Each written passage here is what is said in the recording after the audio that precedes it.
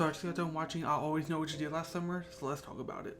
And this is my first time watching this movie, just like the other movies of this franchise. I Know What You Did Last Summer. And I'll Always Know What You Did Last Summer is set in Broken Ridge, Colorado, so different from the previous setting, which was Southport, North Carolina.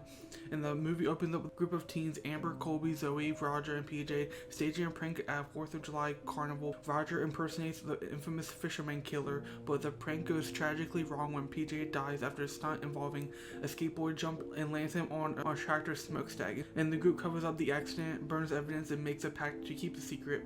1 year later, Amber receives anonymous text messages reading I Know What You Did Last Summer. And yeah, this one, I agree, it's the weakest of the whole franchise, in my opinion, and I'll get into why. But first, let's get into the things I like about the movie. The central theme continues from the franchise on how a deadly secret haunts those who try to bury it.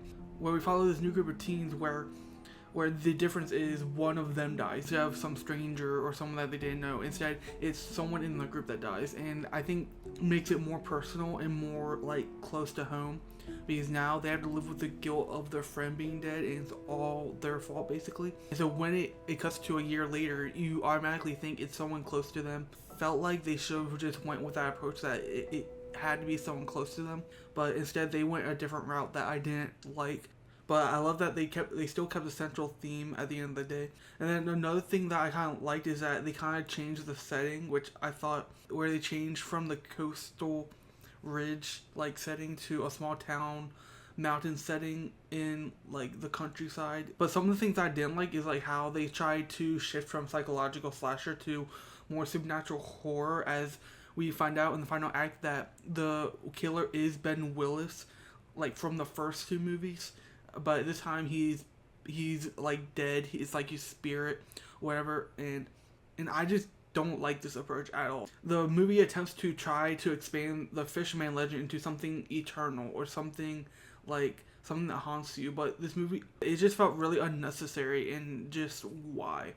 Like, you really just took this franchise to another level, and I just did not like it at all. But it makes sense once you learn why, because Sylvian White, who was the director, was brought in as a last-minute replacement, had only 2 weeks to prep for the movie. But this movie was just terrible when it came to the writing.